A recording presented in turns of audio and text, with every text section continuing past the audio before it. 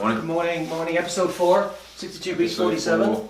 The weeks are just rolling by. But it's a big day today, right? Valentine's Day. Happy Happy Valentine's Day, Malc. Did you come through, or is it it's a work in progress. It's tough, because I know. You got a lot going on with little Johnny and everything, right? But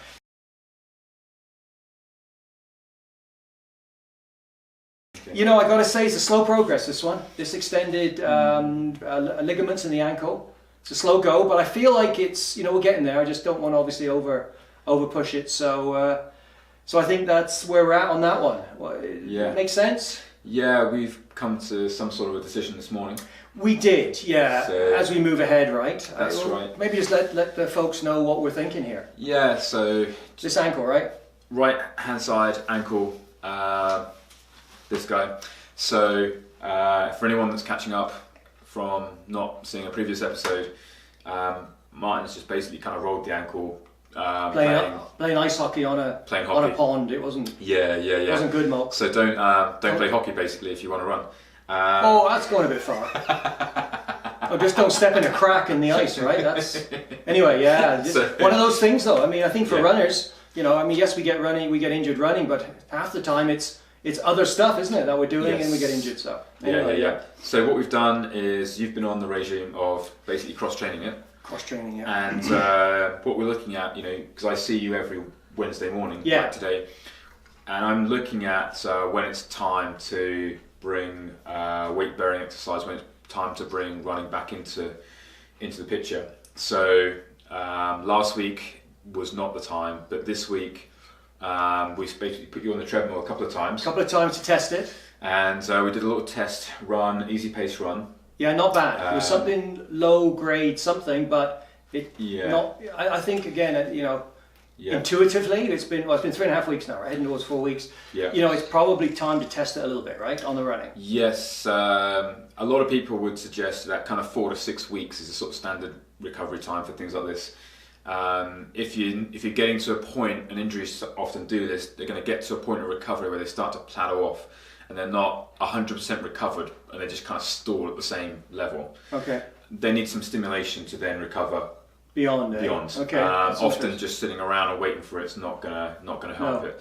So it's just a matter of kind of feeling our way through when it's time to do that, to bring in that kind of recovery stimulation, to say, okay, it just needs to experience load for it to recover that final part. Okay, now specifically, I've heard that term, sort of stimulate it or whatever. Does that mean actually getting kind of more blood into that area? What is it? What's actually happening when you re-stimulate? I mean, obviously you're moving it, but chemically what's happening? Is there blood going in there, or is it some other chemical reaction going on? It's not really so much chemical reactions. It is physically, yes, there is going to be blood going to that point.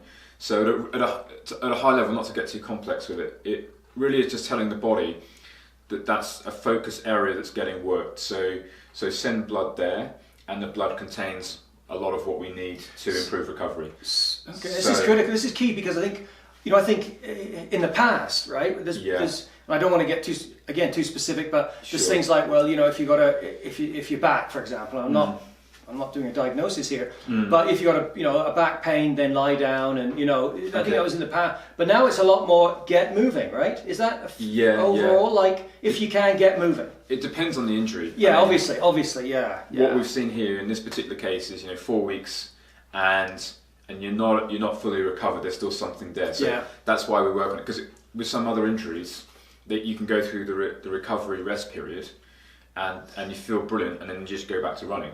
Okay. So it's different injuries need different things, but ultimately, one of the key things to remember with running injuries like this, well, it's not a running injury, but it relates to running, is that you have to you have to get the body back to load bearing in a controlled way, progressive way, such that wherever the part that was injured learns to deal with the impact and the load correctly again.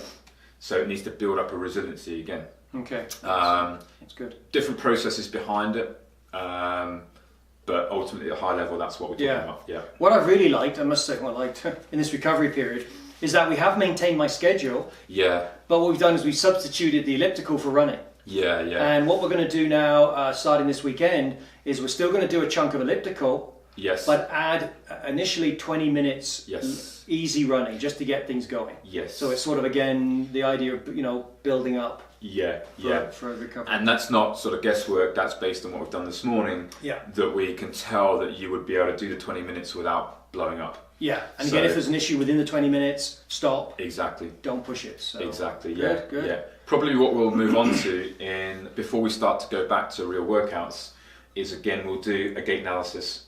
And we'll just see whether you're going back to left-right balance.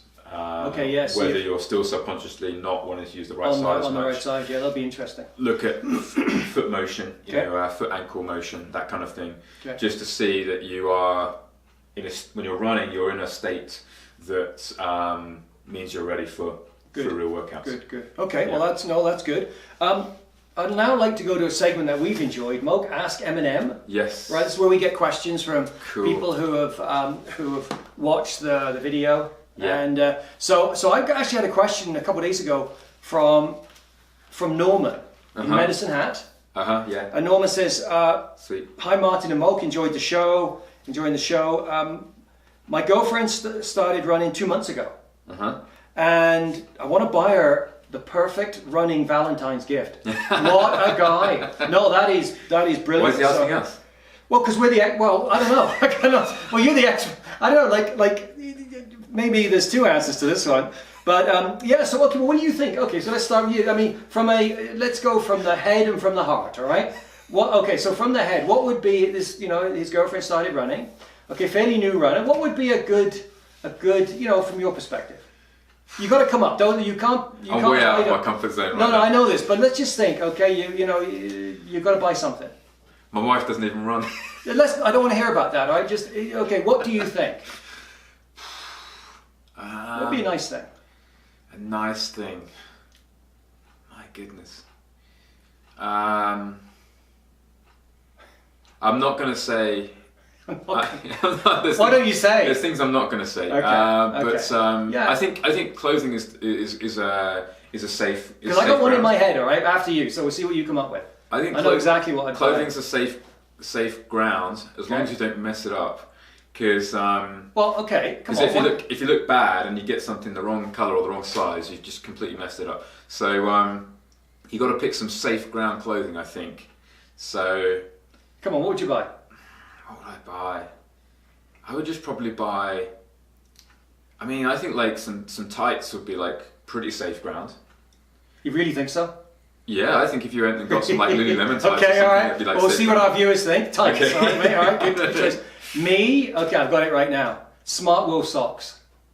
A pair of smart wool socks. You cannot go wrong. If her feet's warm, if you're running. Right. Partner's got warm feet. I think that's good. So I think that's my suggestion. I think what's happened there is you've thought about this with a premeditated answer. Yeah, no, that's true. I'm thinking off the cuff. So that's good. Well, hopefully that's helped Norm. I know it's actually Valentine's Day today, but he can nip out right and get whatever tights in your suggestion or the smart wool socks. Yeah. So my other kind of question for me now, it's the Olympics. Yeah. I do like the Olympics. Yeah. Do you? Yeah. So what role? And this is because we see people skating and snowboarding and skiing. What role does running play in these other sports? Now, I like to use running as a base. Yeah. And I don't even know. Do you think a number of these other? Have you dealt with athletes who do other sport? Well, you're probably one of them. You're an ice climber. I was once. Did you run? No. Oh, that's interesting. Okay. No. So it depends on the sport. Okay. So having been. I guess I can say honestly, like one of the top people in the world in another sport in the past. You have to be. It depends on the sport. So the example for me, which would also carry over into things like gymnastics, because the sport that I did, interesting, was very very similar to say gymnastics. If you're Olympic comparison, sports like that are not aerobic sports. Okay. They are anaerobic sport. Interesting. Sports. Yeah, good point. And they're what we call local muscle sports, basically. So, don't get me wrong, gymnastics has a lot of like full body action going on, but there's a lot of specifics especially if you're doing something like a pommel horse or you're doing something like a high bar, there's going to be a lot of specifics on certain muscles around the upper back and the arms. So we call it like a kind of local anaerobic sport. So you wouldn't go out running. Okay. There's not really a lot of gain to it that's going to help you specifically with your sport. So it really depends on what the sport is. Okay, so let's go on that path then. Because I don't know. So for example, let's take two sports. Go on then. Right. Let's take. Because I think there's an endurance element in some of this stuff, right? In some of these sports. There can be, but it depends on the type of endurance. Fair enough. So how about cross-country skiing? Oh, well, sure, yeah, okay, cross-country So that's skiing, a natural, right? They'd be running. Yeah. What about hockey? Ice hockey? Yeah. I could see that there's an element of running. Yeah, I could see that there would be what we might call like an aerobic conditioning element. Okay, yeah, all right. Absolutely. Final sport, ready? Go on then. Curling. Curling? No. I can, because basically you're looking at bang for your buck. Okay, all right. And why would you spend time going out for a run? It's just not going to make you a better curler, as far as I can tell. Well, that's interesting. I think we're going to hear a little bit more about this because I'm quite interested. Yeah, and of course there's a whole array of other sports obviously in the Winter Olympics. I think in the summer it's a little different, but because there's some obvious stuff. But no, I think that gives us maybe a new view on as we watch the Olympics. Yes. It'd be interesting to see what element running has played in some of these athletes, training programs. Yes, I mean ultimately, and this is kind of the secret to good. One of the secrets to good coaching is you do a performance analysis. Unless you have a specific person doing it, which doesn't happen most of the time, then the coach is going to do it. And when a coach is looking at performance analysis, you're looking for bang for the buck. And there's a guy I know in the UK who used to be a head of performance for English Institute of Sport, and he now works with a group in Britain who advise corporations, and their company name is Does It Make the Boat Go Faster? Because he used to work very closely with people like Sir Steve Redgrave, who were Olympic champion rowers. So that's their tagline, or their company name is Does It Make the Boat Go Faster? If it doesn't, don't do it. Don't waste your time on it. So if you're at the level of being an Olympic athlete, you're hard pressed on your time already, and you only focus on what makes you win a medal. So if you're a curler, you have to think to yourself, right, I can go out and run and do aerobic conditioning for like half an hour a day. Does that make the difference between me winning a gold? Yeah, I can see that. No, and the chances are, from my knowledge of curling, which is not expert, is that that is not the difference between winning a gold versus not winning a medal in curling. So you have to always. That's my takeaway point for the day. Okay. Is remember that tagline. Does it make the boat go faster? And that applies really to almost anything, doesn't it? Anything is good. Absolutely. Okay, Malc, thank you. Happy Valentine's Day. All right. See you next week. Sweet.